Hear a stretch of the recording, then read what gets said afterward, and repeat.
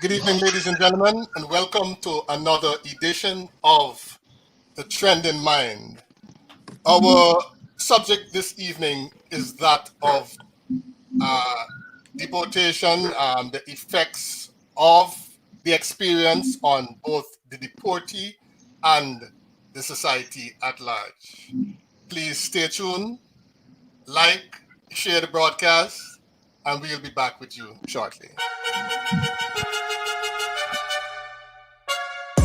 What is knowledge? And how much of it must we acquire in order to better our lives? What makes some forms of knowledge seemingly more advantageous than others? What fuels this desire to learn and to know and to understand? And how much of what we learn is actually applied to the bettering of our lives? Is it necessary to know in order to grow? Join us, a group of former Guyanese high schoolers and our special guests, as we chat about the things we need to know and about education and the process of learning in the tech age. This is The Trending Mind, Friday evenings at 7:30 Eastern Standard Time on Facebook and YouTube.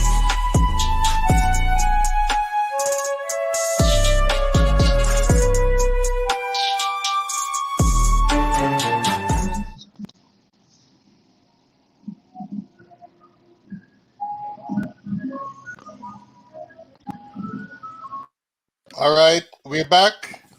This is The Trending Mind. And let me quickly remind folks of the question we're dealing with today.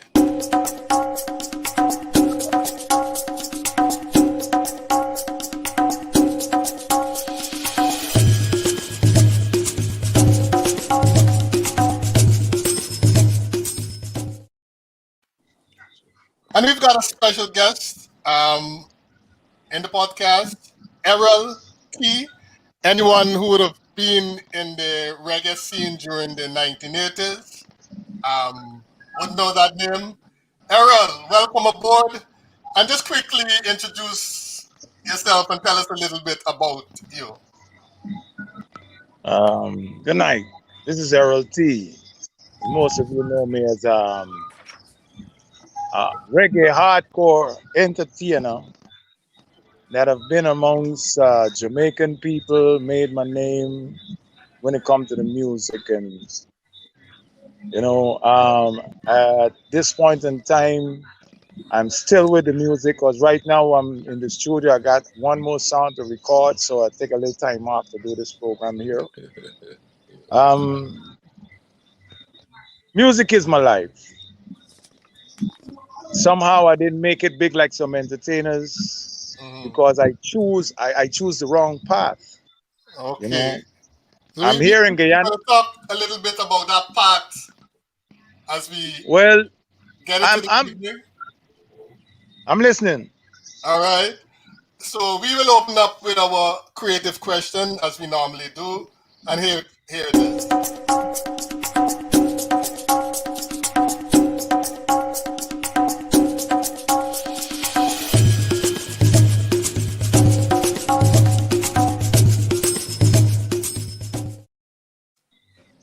So we've heard the saying you should always, you shouldn't judge a book by its cover. Shouldn't judge a book by the cover. Lot of that I do. But I think our life experiences made us reconsider that proverb, that saying. Dr. Michelle, have you found that there are times when you do need to judge a book by its cover? Good night, everyone. I am going to say that it is not that we judge the book by the cover, but the first thing, there has to be something that attracts you to the book or does not attract you to the book. And therefore, when we move towards that book, we want to peek a little bit and do a preview utilizing our sense of discernment. So it's the same thing with life. That preview that we do, it is our sense of discernment. And our sense of discernment sometimes is tarnished by, you base your life on belief rather than on facts. So sometimes we go based on what we believe. So if you look like someone who did something before, or if your profile says that, we tend to judge you based on that. However, because our beliefs control what we become, we need to be careful with whether our beliefs are really based on facts.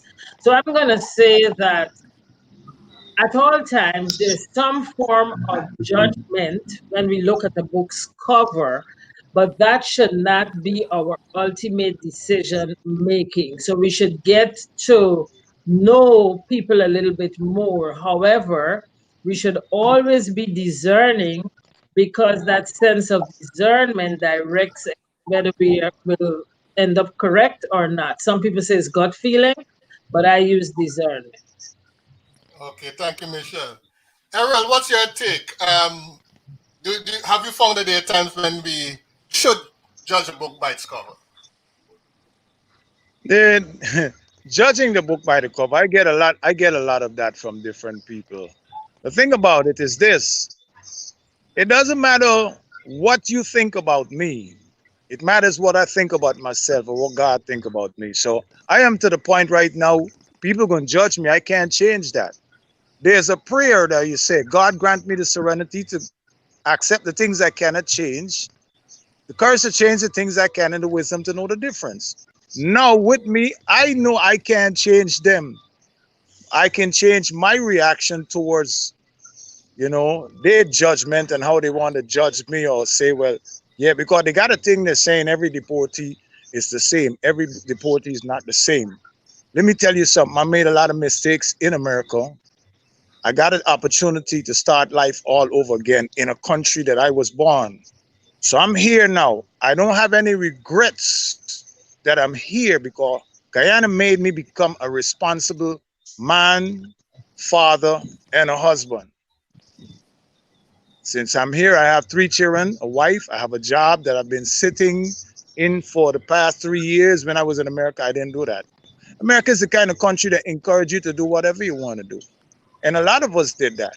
And a lot of us came home here and have pity on ourselves and expect family to help you and all that. I see it different. Mhm.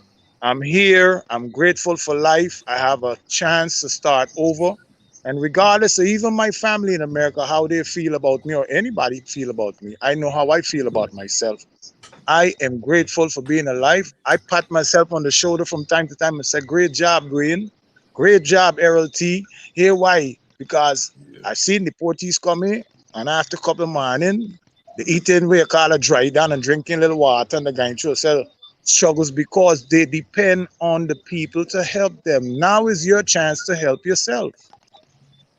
Okay, okay, great. So I am seeing it different to how other deportees might see it. I mean, I feel it. Let me tell you something. I feel it for some of the guys that who left here from 2 and 3 years old. They don't know anybody here. I feel it for some of them. When they come back here, they never been here before. After 30, 40 years, it's hard for them.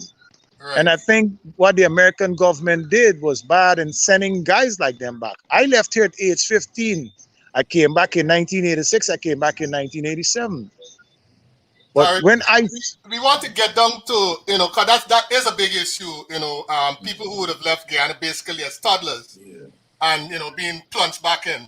Dr. Blackman, on hearing Errol T's opening comments, what kind of question immediately hits you as to what would you ask him at this point?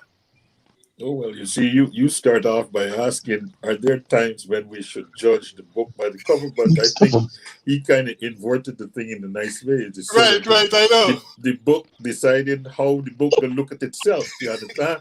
You don't got, the book you got to worry about how you think. If you read, and it's good for you. And if you don't read, there's you problem. It didn't trouble the book at all. So that's a good way to view the world. I mean, I think that's I think that's a very important way to deal with the world. I think we deal with that in a number of circumstances, and what he's rightly identified is we need to have some security in ourselves and what we are about, and so we shouldn't be so susceptible to the gaze of someone else. Somebody look at you and you think, what they thinking about me? How they viewing me. You should know how you view you and where you comfortable. And I think that's a good way. That's a good way to think about the question. And it's if you it's a good way to think about and understand the question rather than worrying about the external gaze. Worry about the gaze that coming from inside out. How you see yourself. Am I a good father? Whether somebody else, the set of circumstances that you're dealing with, and you know what the challenges that you're dealing with in order for you to affect fatherhood in an appropriate way. So you can make that decision. Am I a good father? Am I a good son to my parents? You know what the challenges are in that relationship, right? So am I a good husband to my wife? You understand that more. And that's a question for you to answer for yourself. So I think that's a really important framing of this question. Are there times when we should judge a book by the cover? Yeah, so I'll hold with that and continue on as we go forward. Okay. Yeah. What's your take on what has been said thus far, Compton? Each and every one of us bring to the table.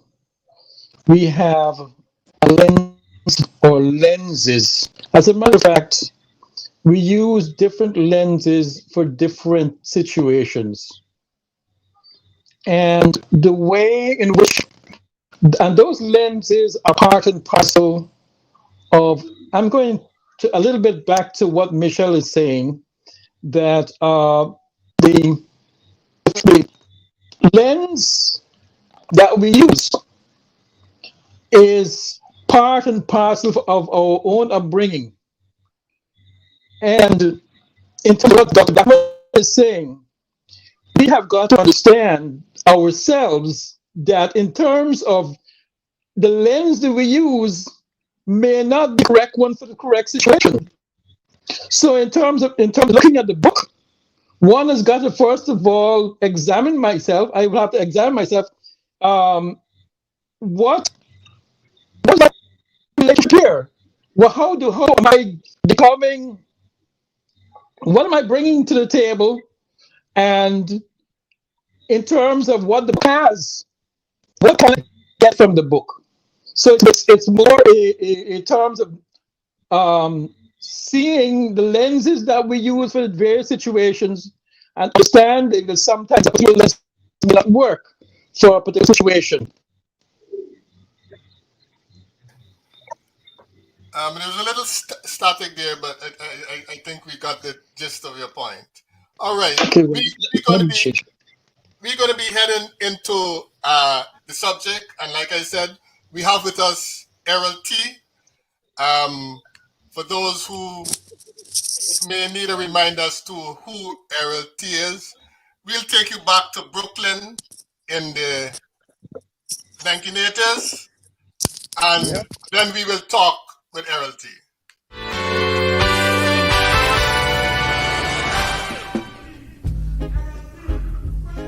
Well, I hear me. A lot of people don't know this music. They hear this music play in the dance hall and they don't know it's me. So hear me now. Little girl, don't have no right to trouble big man. Little girl, don't have no right to hold big man hand. Little Jenny playing frisbee, want to go with big Tommy, but little girl didn't understand. That is why the fire burnt her hand over. She bawling over.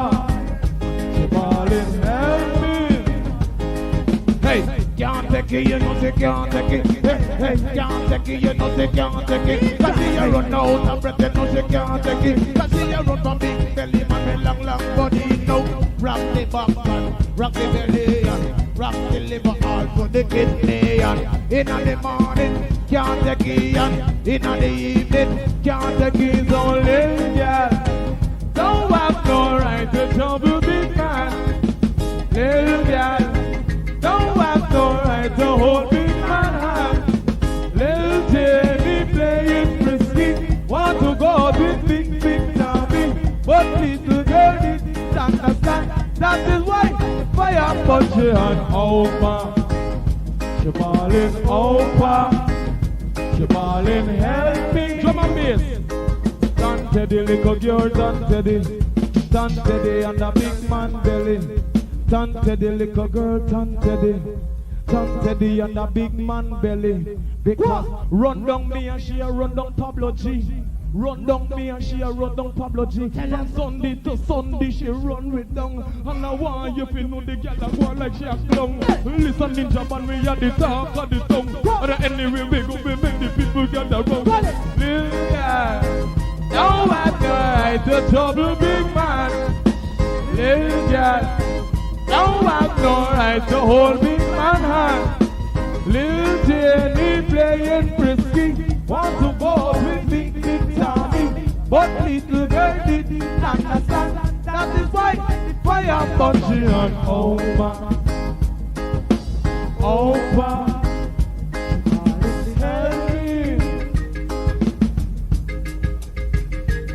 Sharon, pregnant, you're pregnant, yes, mama. I miss the sicky, shoulda know, mama. I miss the young me, I met shoulda know, mama. I miss the young me, I want to know, mama. Pregnant, you're pregnant, yes, papi. Pregnant, you're pregnant. Every time. Stop nice, this one.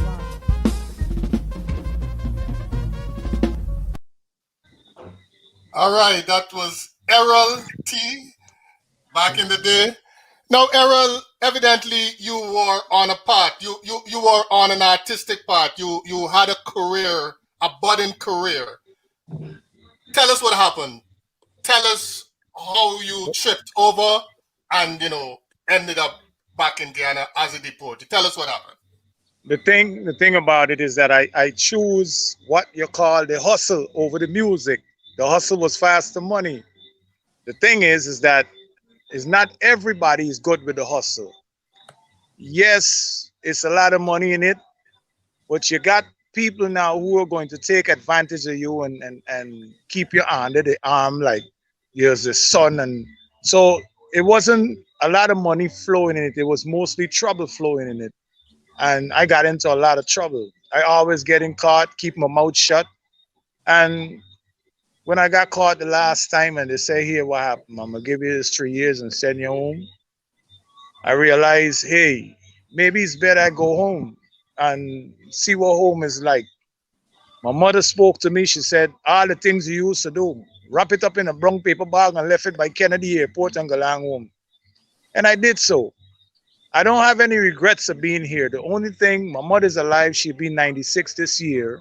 And I'm praying that she lived to be older than that, maybe 100, and maybe I can get a chance to go back and just to see her, just to visit, just to see her. America is not the kind, to me, America is not the kind of place like when I got there in 1979. It has changed a whole lot. And, I am grateful that I'm here and not there. Being honest with you.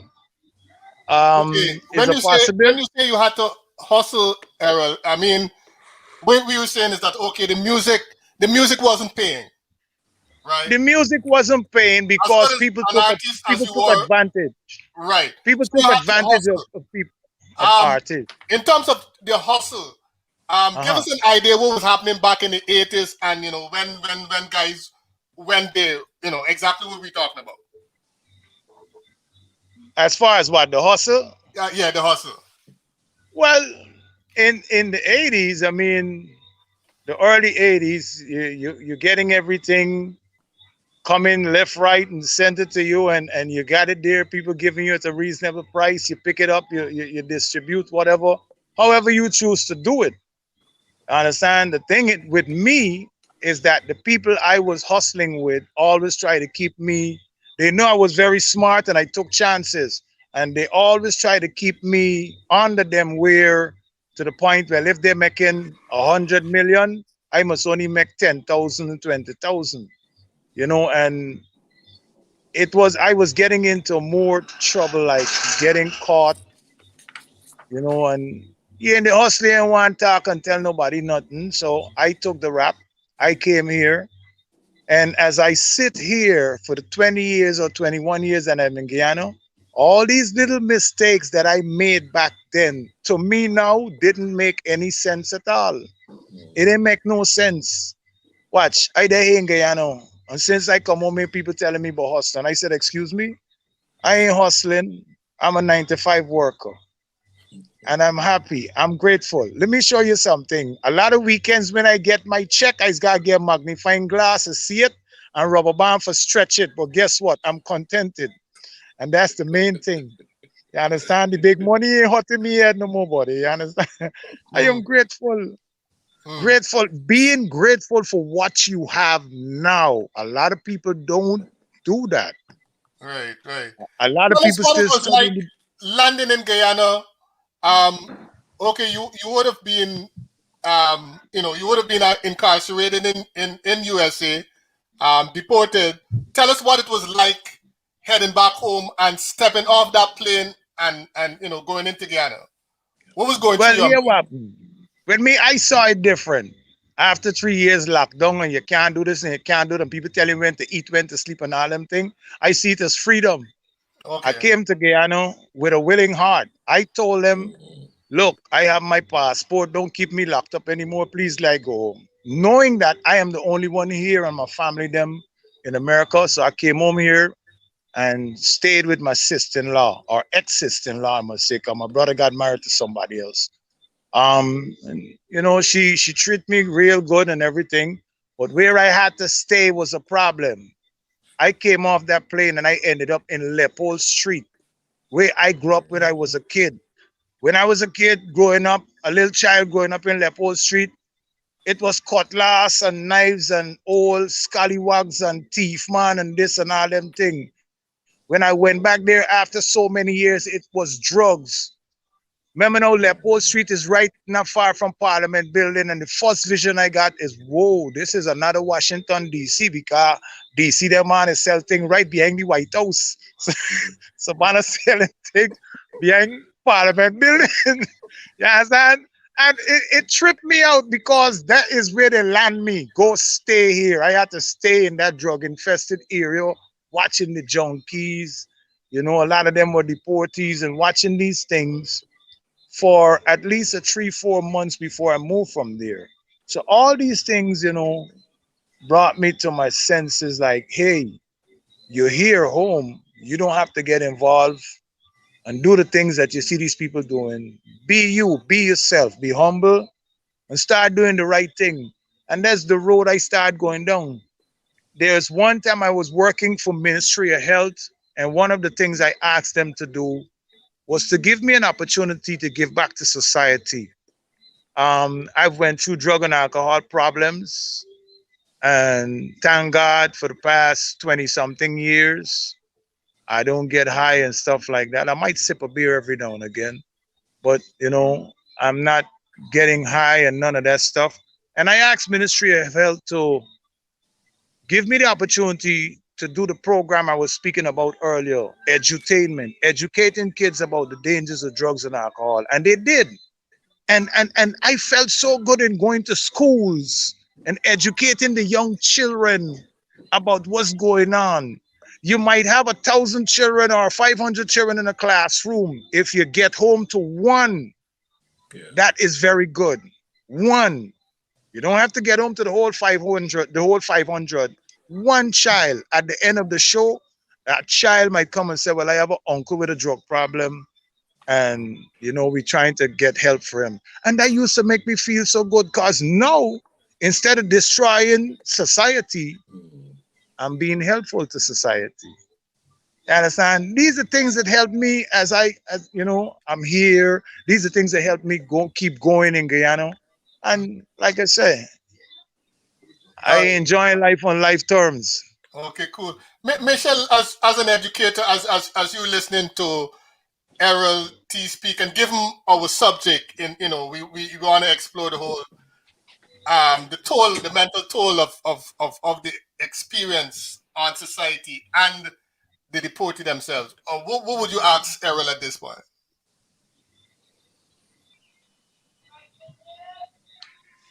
Errol, is there anything that you feel could have been given to you upon reentry that you think is still missing now? For example, when you came off of the plane, you said you went to a particular house. I am thinking in going to that house, thank God it went in a positive direction, but it could have gone in any direction. Yeah. But programs given by the country or support systems in place by the country, would that have been an asset for you? I mean, Yes. okay. One of the things I would have liked to get, remember now I don't have any family here. I had to come and make a family. If I could have gotten a proper place to stay, my own house or something, it would have been nice. The government in Guyana was no form of help. When we were here and they were getting money and all that for us, I've never seen a cent of it. I've never looked for a cent of it. I look to God for my help. But I would have been grateful if they could have given me some sort of assistance. Looking at me as a person that want to help himself, they could have said, well, okay, since you want to help, you're one of them that want to help yourself. Here, we can help you with this or we can help you with that. And they never done anything like that. And look, I put in for house lot since 2011. Nobody didn't call me and tell me nothing. Where I'm living is with my wife, who her aunt gave her a place to stay. The aunt died. And we're a family, a little family, me, my wife, and 3 children, and we try to make do with what we have. But I would have been very much grateful if the government could have given me some sort of assistance, and they don't. Everybody got deportees down here as the worst people. Not all deportees are like that. Some came here and they went through these tragic things and they started doing their own things to survive. And some came here and we developed a different attitude and we work and do the right thing. Oh, I lost it. We losing him. All right.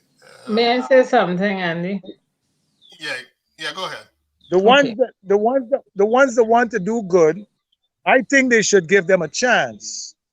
The ones that don't want to do good, well, it's a decision now. We here in Guyana, we're not in America anymore. We gotta all make up our minds to do the right thing. A lot of us is not strong enough to do it.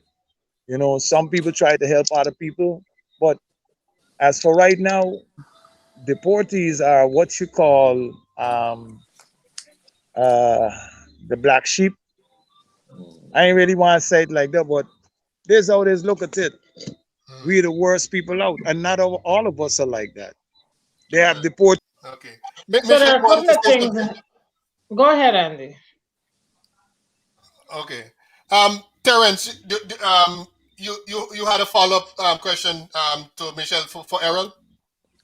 No, I think this is so as usual. The question is, what do you do to people who were sent home because of some violation? I think to really to Errol's point is, we, in a way, it's like you're exiled from America. I mean, as he talked about his mother, 96 years old, it's like a man in exile Mm-hmm. for something.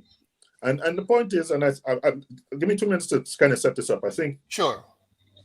I think the thing is, what's causing, like he really laid it out perfectly. I mean, there's a lack of concern on the part of the government for the welfare of people who have been deported, right? So the people or the government, whether or not they're, there's a label as this is a deviant group of people, and there's a stereotype that says, well, okay, man, maybe these are not men who we want to deal with. It's predominantly men. We don't have a large number of women being deported, as far as I can discern, looking through the numbers, right? So I think the thing that we have to begin to do now is to really explain to people why people get deported, right? So there are going to be some people who deported for some serious crime, but they're going to be like during the period of Donald Trump, right? You're going to have a large number of people being deported because they violated some arbitrary immigration law in some way, and so the deportation seems like, in the mind of people, it's a big crime that somebody must have committed, when oftentimes these were completely, in a way, innocuous things. I know, we've known in many situations where people were, just some change in the immigration rule caused a deportation. So I think that's the thing for us to really underline, what to do with people who are sent back home in this context, and how we ought to be thinking as a society in this way. And I think they're all sort of make very clear, like, you need to figure out how to be re-socialized into this home community, right? You need to figure out how to get yourself aligned now with the Guyanese. And see, and what he's identifying is that some people get aligned with the values in them faster than others, right? So in his case, he's sort of immediately saying, well, look, I'm here. It's a blessing. This is the way the Creator have guided my life. And so I will take advantage of this opportunity to reflect and rebuild in a particular way. And I think where he's absolutely right is that you need to have some, like I would immediately think, right? So I'm not the politician, right? But I would immediately think that in, say, like the Ministry of Foreign Affairs or something, there should be some unit. To help people to stand up on their foot, right? So rather than kind of putting someone and just saying, sink or swim, go where you find it. You understand it's difficult if you were 15 years old and you moved to America, and then as I did in 1979, you come to the United States, and you lived through the United States in the 80s, and then maybe in the 90s, late 90s, now you come back to Guyana. This is a culture shock beyond culture shock, and in order to reintegrate, you definitely need some help, and I think that part of the conversation ought to be about how we diminish the negative stereotypes that are associated with this, and begin to have a clear, rational conversation about who are the people, what were the reasons, now what are the ways in which we can help, what are the ways in which we can reintegrate. And people might think that you shouldn't be spending all the money to do something like DUFA, right? And what they don't see is the point that Dr. Luard has made, and whether you do it or you don't do it, you're living in the society with that person. And so that person, whether you like it or not, is a fellow citizen and you have to think about making the people around you better in order for you to be better. And I think that's the challenge as we sit here tonight that I'm seeing. And I think that's the question I would have. What are the ways? You just identified one. He's applied with his family for a house lot. How do we, maybe there's a broad house lot process, and maybe there's nothing to say that someone should go. But if it seems to me that if you apply for a house lot in 2011, this is 2021. That's 10 years. That should be somewhere in the pipe that someone should be able to look on. So those kinds of things, I think, are concrete things that help people to integrate into society. I think we ought to be thinking about, putting out there and promoting. Okay. And if I may jump in. Go ahead, Compton. Yeah. One has got to look at the whole society and look at the proportion of Guyanese who are living abroad. And the same way how persons who are quote unquote successful, that the government of whichever day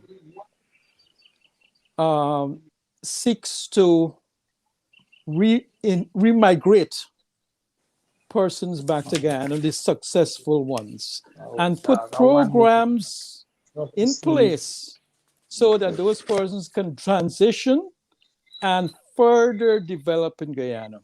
Now we got to flip the coin where there is a very large proportion of Guyanese living in a diaspora.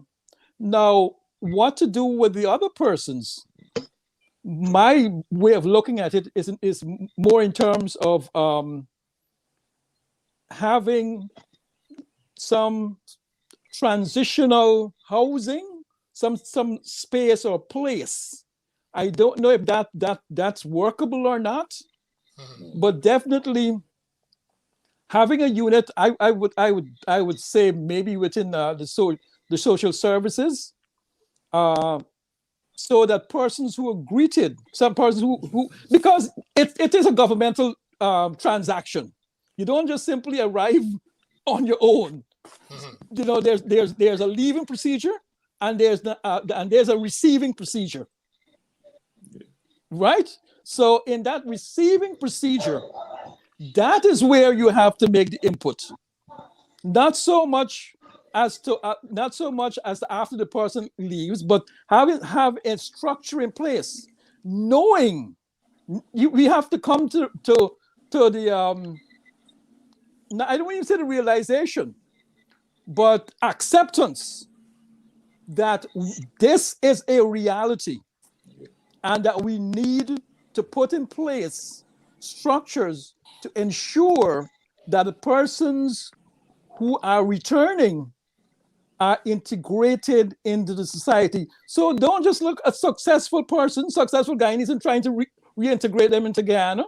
You have to flip the coin, and as we all been saying, we live with it. Once the person goes back, you live with that person. So are you going to allow the person to go down a particular route, or a road to self-development and improvement? Which one do you want? Do you want our society to develop or not? So it suits the society. It helps the society to put in place these mechanisms to help persons who are unfortunate in that situation on the receiving end, once they return to Ghana, to have these structures in place. So it of course there are also. Was there a question there for me a minute ago? No, No, not yet. There could also be, even international NGOs, local NGOs that could also be targeted to help. So it's not necessarily can be. We can certainly look to the government, but we can certainly also, like for this particular conversation, which NGOs targets these situations? Yeah. Okay. Thank you. Andy, I want to make one more comment. I just want to make something that follow up. You know, the part of Errol's thing that moved me was around his mom, and I was thinking a moment there that in a few days is Sunday is Mother's Day. You see, and so it struck me that, you know, there's a flip side for this coin too. Just like Kanta was saying. You know, there's a flip side in the sense that, okay, the government is looking to support remigrants of, quote, successful Guyanese. And then you should have a flip side where you're saying... Are they? Not, well, I don't know. I mean, okay. I'm going on what Kanta just said. They should have a flip side where you're thinking about, okay, what happens? This is the other side of that coin, right? So you should have something. And so I was just thinking about the other side of a coin. So now we thinking about this discussion in the way of like, okay, when the person get deported and they go to Guyana, that's the only person that's getting hurt. But really, the people who here are getting hurt too. Because if I'm a mother and my child get deported, then I ain't there in a good situation. And if I can't run to Guyana, I mean, if you think of someone who's 96 now, in the last couple of years with all the COVID and all these things, you're not jumping on no plane and going nowhere. So there's a flip side to which I think we probably should also force people to explore. So the people who are left here, let's say you had a wife, children, all these kinds of things. Now, what would be the story in terms of reunifying that family. Where would the family? Would the people here have to pick up and go? You know, what are the ways in which, as a broader culture, we're thinking, how do we facilitate the mother's connection with children who might have been deported? So I just wanted to say that was something that just come to my Right. mind And you were that's a speaking. very, that's a very important point. Yeah. Errol, Yeah. the response of the man in the street, how did you deal with that? And what were the actual responses that you got? As people, as you found people realize, okay, I'm a deportee. How did people on the ground respond to you? Like I said, people around me, okay, there's a lot of people that remember my face from 1986 and 1987 when I came home here and I tore up all my tongue when I hold a microphone. Everywhere I go, the crowd following me. So a lot of people remember me from that. But um, you had people that saying, "Boy, if I been there, they do better than though." There's a lot of people that say that if they've been there, they would have done better. They got some people go there and last 1 week. Being in America for 23 and 22 years and doing a set of nonsense, I really survived some real tragic stuff. And when I look back at my life, let me show you something. I came home here at age 37. When I reached 40, I said, thank God for life. Here why? There's a lot of me friends them that they make 40 because of the nonsense them man is still doing. You understand? And then when I reach 50, I get more happy. You understand? I know I turn 57, I even more happy. Hey, I'm doing the right thing. You gotta do the right thing to reach these ages. You understand what I'm saying? And my mother gonna be 96. I would like to live to be those ages and have my great grands around me. I do miss my daughter. I have a daughter, is 23 or 24. I spoke to her like last year. We met on Facebook for the first time. And her mother always told her a lot of nice things and a lot of good things about me. But I haven't had a chance to spend any time at all with her. And it's a problem right now because for her to trust me and tell me certain things, she wouldn't. My oldest son is 34, 35, something like that. He comes and see me every now and again, and we talk. But my main concentration is on these three that I have here. I have to try to raise them the right way and do my best to be a good father to these children because this is the young generation. I have a 13 going in 14, 15 going in 16, and the oldest out of the three is my son, which should be 19 in a couple of months, and he's working at banks and he's doing great. And I'm proud that I'm here and I'm here for them. I didn't get a chance to be with the other two in America. I would like to get a second chance with them, but it's about now. I'm here for these, and I'm going to try and do my best for these three here because I don't want any one of the three or even the two in America to turn out like me. I do real terrible bad up there, for real. I do a lot of, when I said nonsense, I mostly Mr. Nonsense. I do so much nonsense that nonsense. Serious, and when I sit down and look at it and I look back at those things that I did, it wasn't no reason for those things. My parents brought me up the right way. I just choose the wrong road to walk.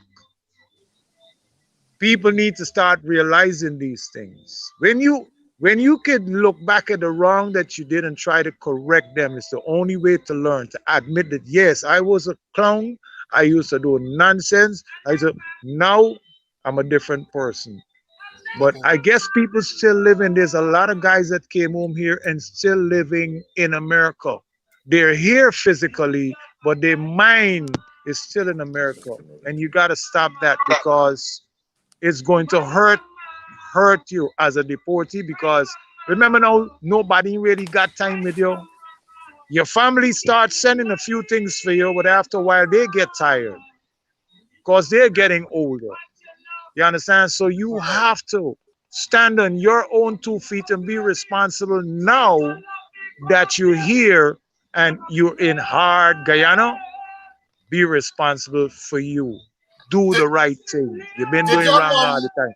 did your mom ever communicate to you, um, how your circumstance would have affected her. Yeah, my mother cried many a times. A lot of times when my mom got dig deep in her pocket, cause she helping me because there was a piece of time I ain't had job. I didn't had a job for a little while, and it was hard on her because my brothers and sisters they were annoyed. Like yeah, we didn't tell you for go there. My nephews and them they don't get programmed by the mother and the father. We didn't send it there. You understand? So when you ask them for anything, that was one of their response. Uncle, we didn't get you in that situation. So what I did, I started making up my mind. Me not asking nobody for nothing. I can ask God. I can turn to God. And I am grateful to God for giving me that wonderful wife that I have. For 8 months, I didn't work.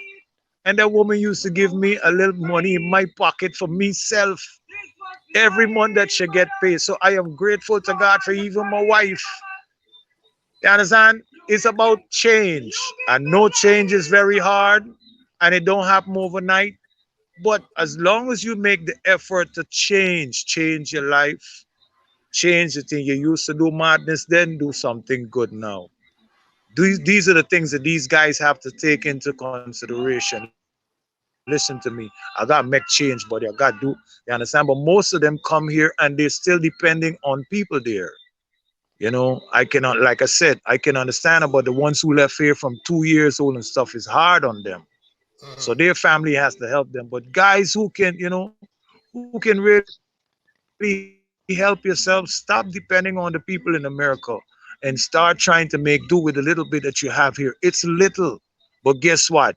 We were at 0 and now you're at 1. Which is better? Not the one? I can make use of the one. Right, right, right. Michelle, you know? um,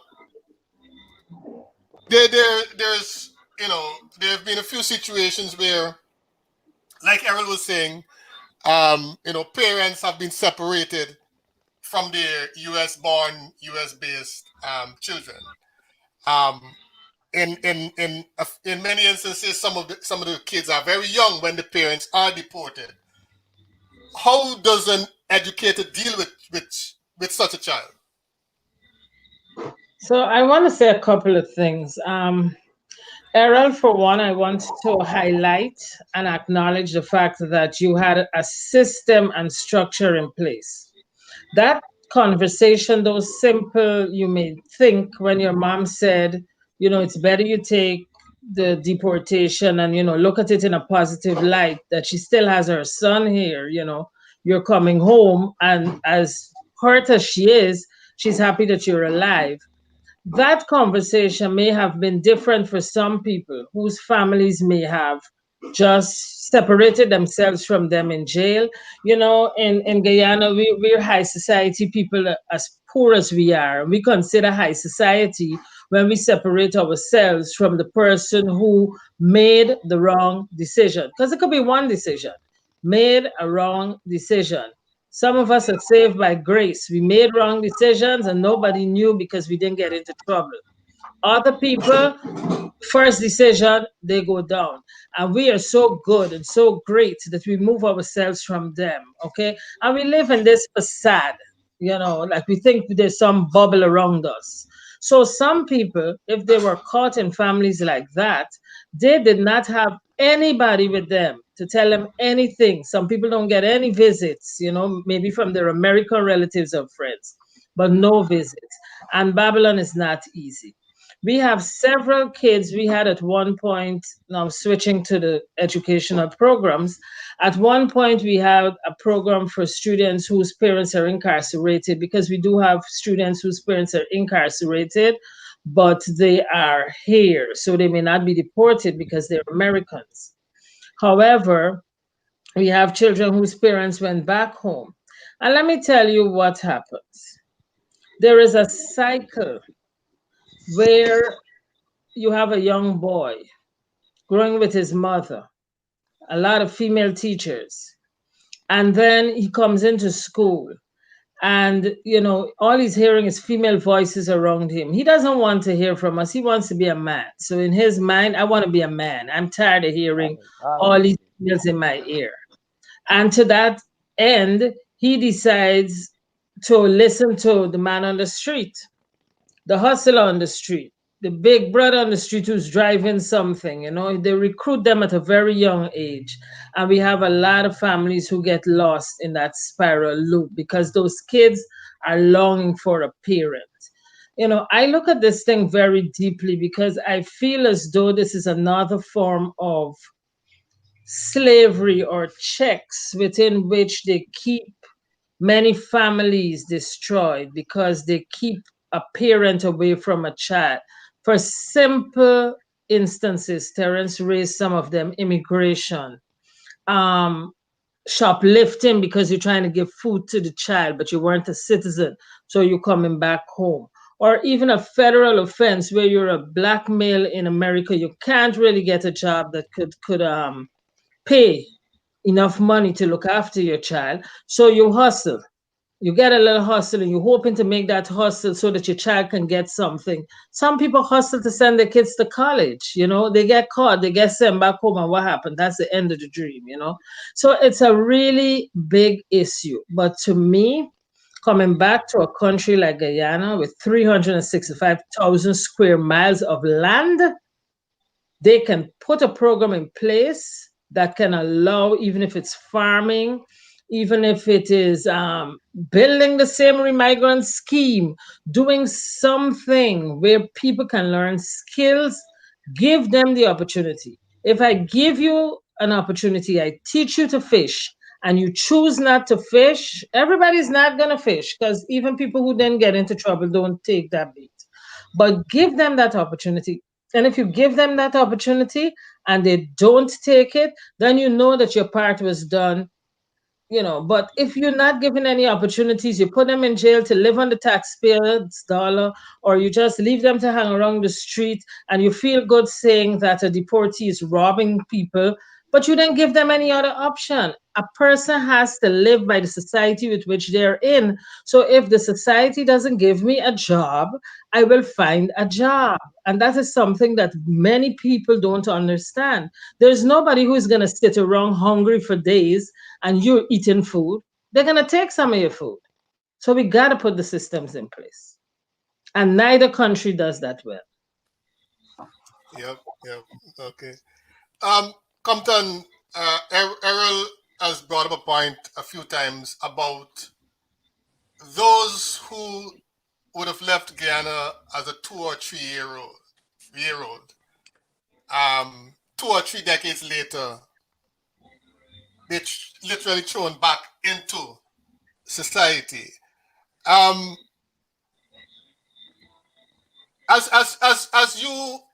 you look at that, who do you think should really be responsible for those individuals? Obviously, most of them would have either been permanent residents or undocumented, but they would have been living here since 2 or 3 years old. Who has the responsibility of this, in your view? Andy, that ultimately, it is a governmental responsibility. It is. Because in order for society to develop, all its members have got to develop.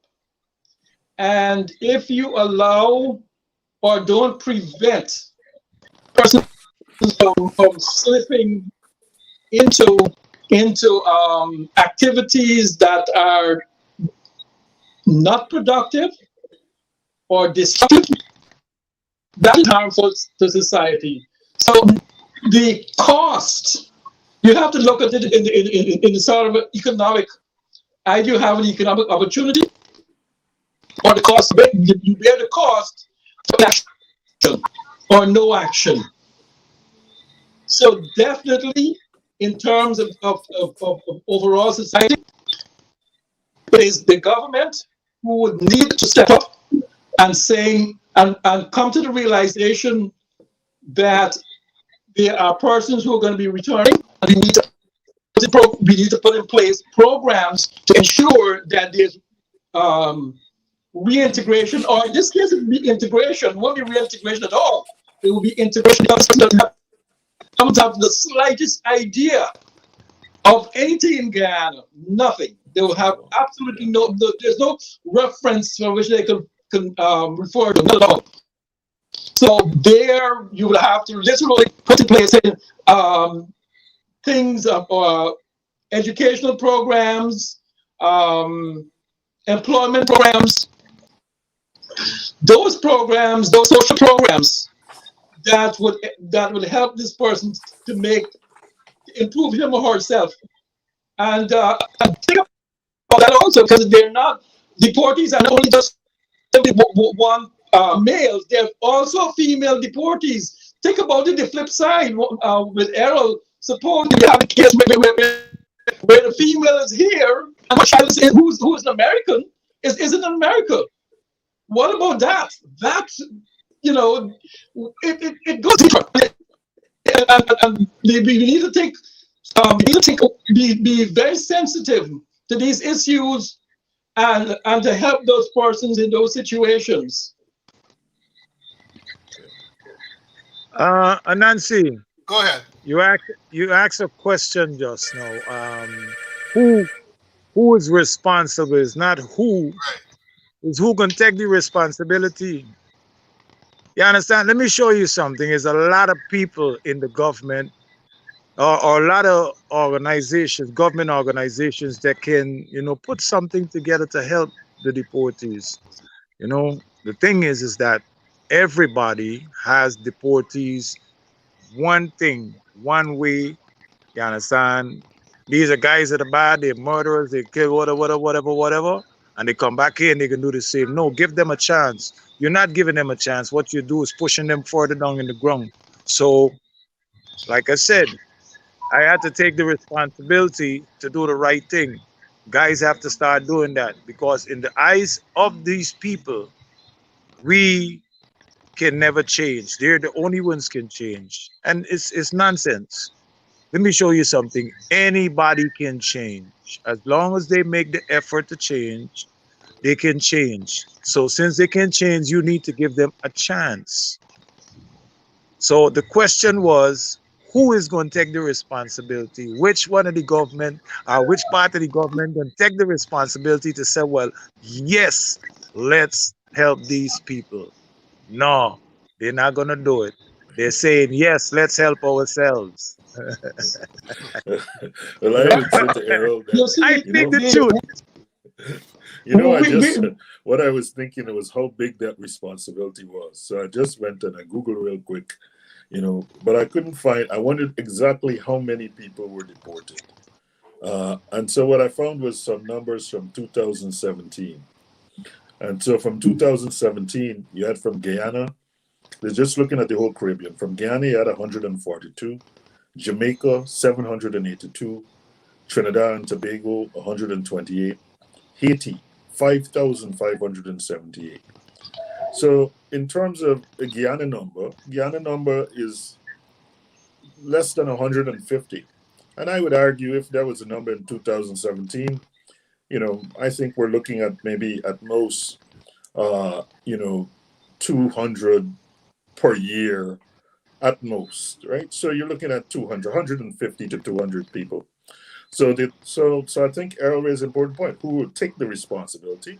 And I think that's an easy responsibility to think about how you provide some proper services for reintegration, to create a well-structured reintegration program for 150 Guyanese who have been deported. And there are good reasons for doing that too, because, I don't want to say, I mean, as Errol noted, I mean, some people have been involved in some nonsense, right?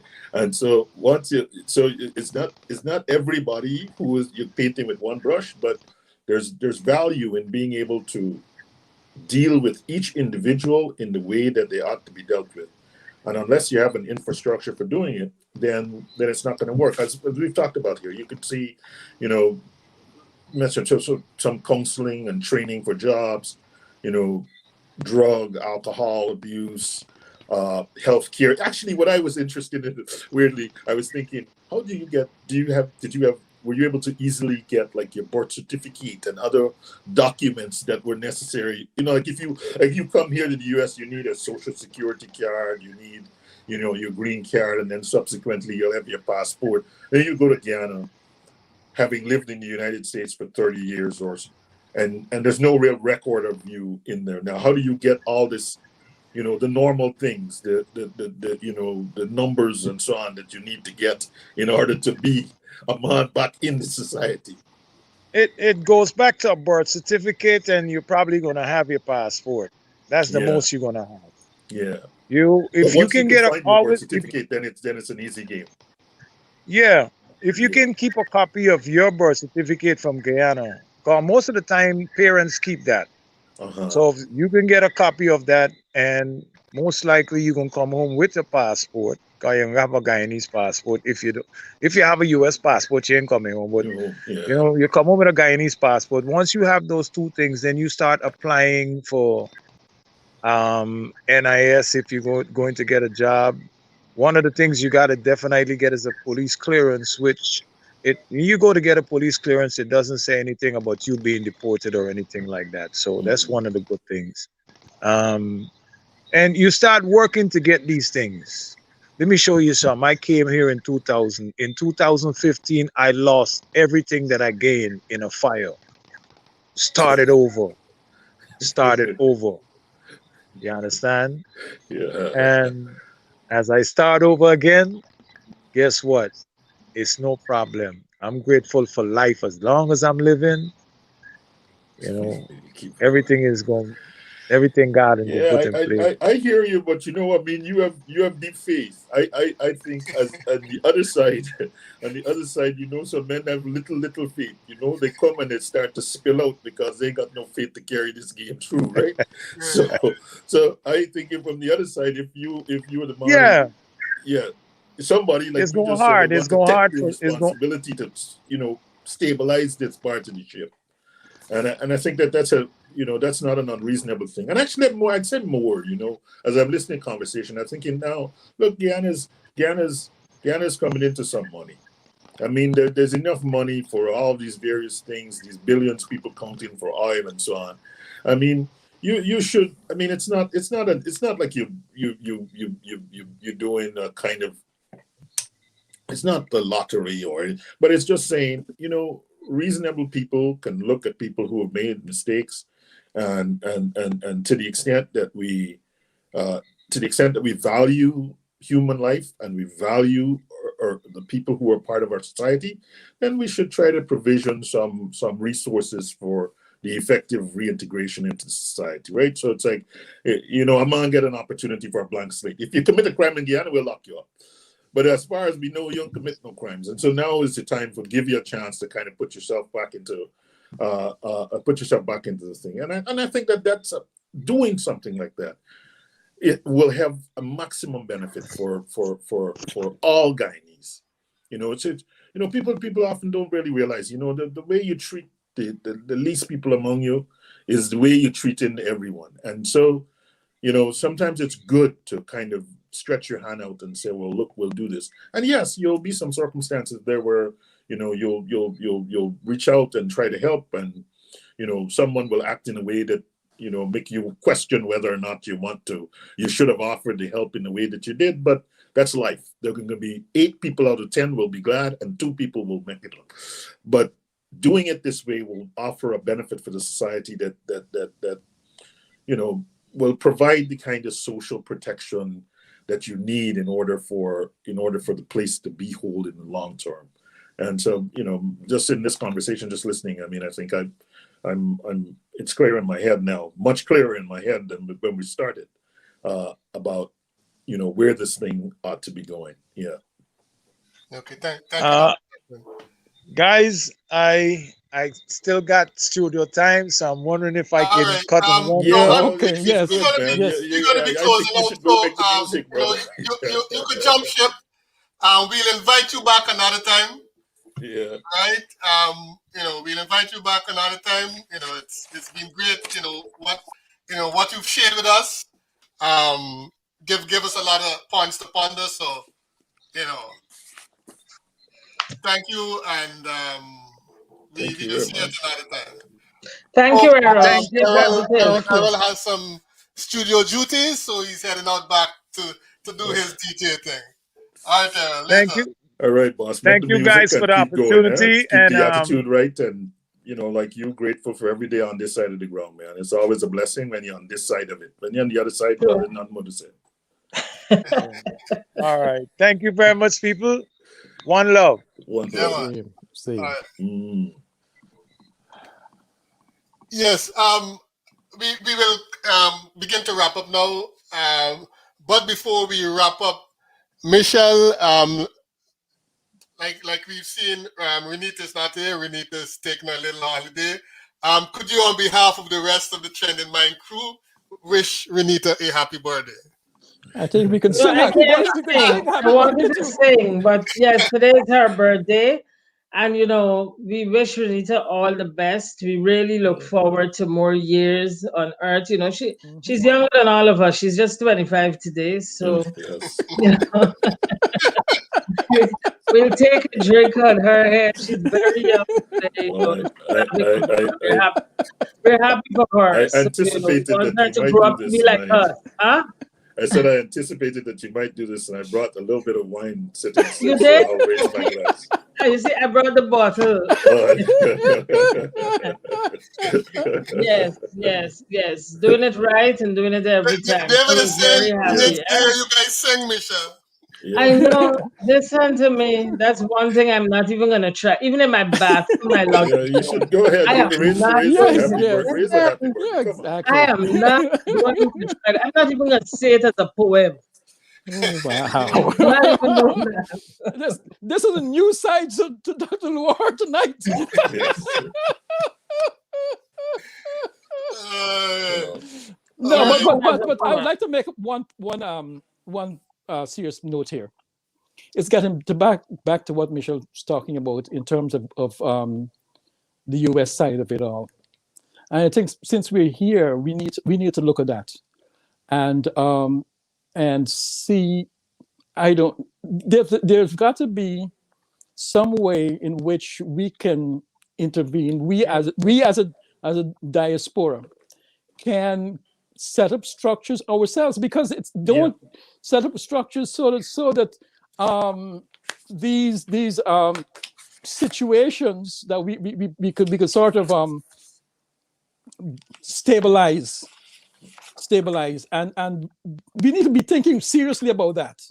And I was touched by the comments that what Michelle said in terms of what happens, because we know, as a matter of fact, in terms of the U.S. society, there is a pipeline to prison.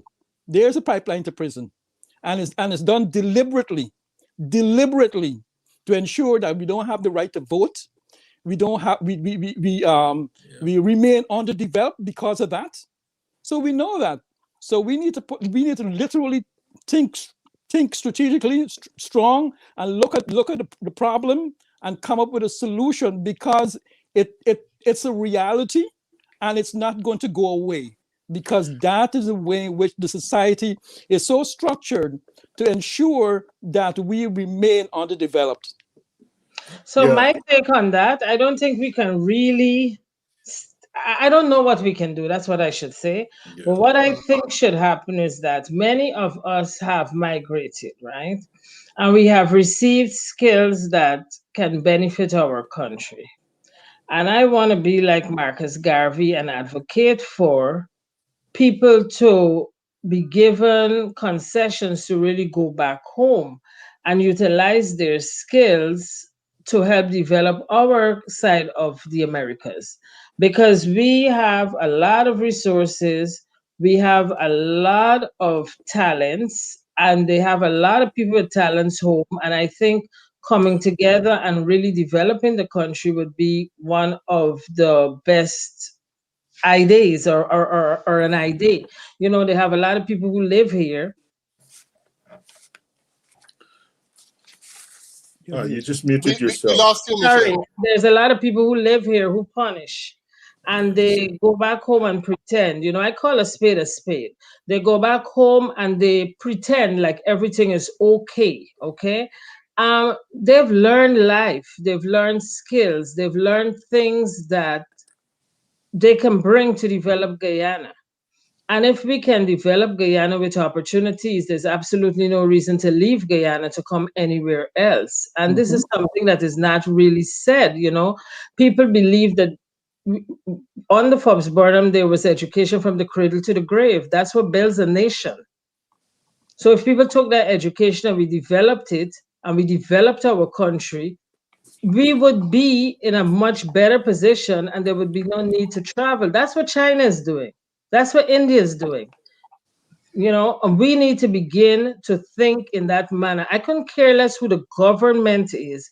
We're Exactly. thinking about the people. And therefore, as a people, that's what needs to happen. We need to put aside certain differences and decide on what is the best developmental plan for our country. Okay. And people who are bad, whether you're bad or good, society has to find a way out for you. So if it's the one thing from this program is, don't turn up your nose like the banana man on a deportee. You never know the situation. And if possible, if you're in a position, try to create some kind of socialization for a person who is returning so they can understand the country, so they can understand there are other things that can be done other than what they may have known out here. Okay, thank you, Michelle. Your closing remarks, Dr. Blackman? No, well, I wanted to pick up where Compton left off. So I just quickly, again, looked up something and I noticed, so the question is, what are the role of, say, diaspora organizations could play? And it turns out that there is a group called the Family Unification Resettlement Initiative. It's a New York-based Jamaican diaspora organization. And they work with the Jamaican government and they're funded by other agencies, like in the NGO sense. And their objective is to offer alternatives for deportees. And it's interesting that they say they want to foster faith, hope, and confidence that life can be worthwhile. So I think Errol is an example of a classic example of that. You know, when you foster elements of faith, of hope, and confidence that life is worthwhile, that you can move to decreasing the stigma and really begin to think about how you reintegrate persons who have been deported, and how you create an infrastructure where you collaborate with the various service agencies and so on to help them kind of adjust to the new country. So I think that there's work to do on a number of fronts. I think it's clear as Compton has identified that that's an area for a New York-based or a diaspora-based group to begin to think. Maybe the government is not but there might be people here who would want to kind of put themselves in that breach, as Errol said, who would want to take that responsibility to sort of put themselves in the breach and say, look, we will look after the 100 or so, 152 people. We'll provide some. I mean, and there must be models. So there is this Jamaican model. So there's we don't have to, it's something that you can copy to begin with and begin to see how you reconfigure it for a kind of Guyanese context. So I would certainly see that, I think that's an important, the thing that and I think this is the place where, if I were a stakeholder, I'd be worried. Even though it's a small number, that small number of people can destabilize a place that is not accustomed to doing business in a particular way, right? So it seems counterintuitive that, it's a small number, so you just leave them alone, but really, and not do anything. But it's a small number with particular skills that are quite different from the kinds of skills that other people have acquired. And so you want to be able to sort of say, those people who can potentially destabilize the society, you want to be able to channel them into more productive and constructive ways in the society. And it won't be a big investment if you're dealing with, an office to handle 200 people, right? So that would be my thing. It's clear that there's a job to be done here, and there are models for doing that job, and maybe this show will have someone look at this and say, let me take the responsibility for doing that job and start doing it. And I would welcome working with them in that regard. And my final remark, I have my little thing here to say happy birthday to.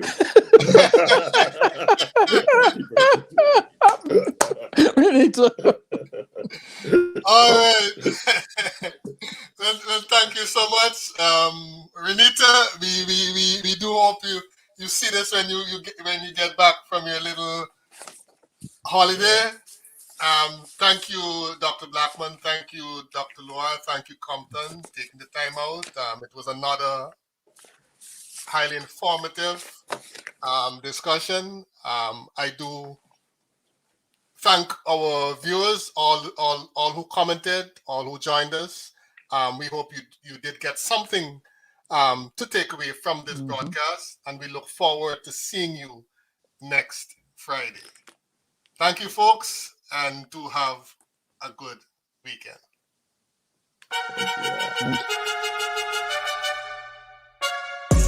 What is knowledge?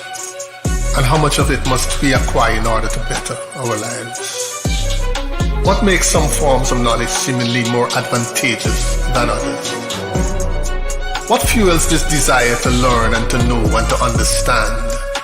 And how much of what we learn is actually applied to the bettering of our lives? Is it necessary to know in order to grow? Join us, a group of former Guyanese high schoolers and our special guests, as we chat about the things we need to know and about education and the process of learning in the tech age. This is The Trending Mind, Friday evenings at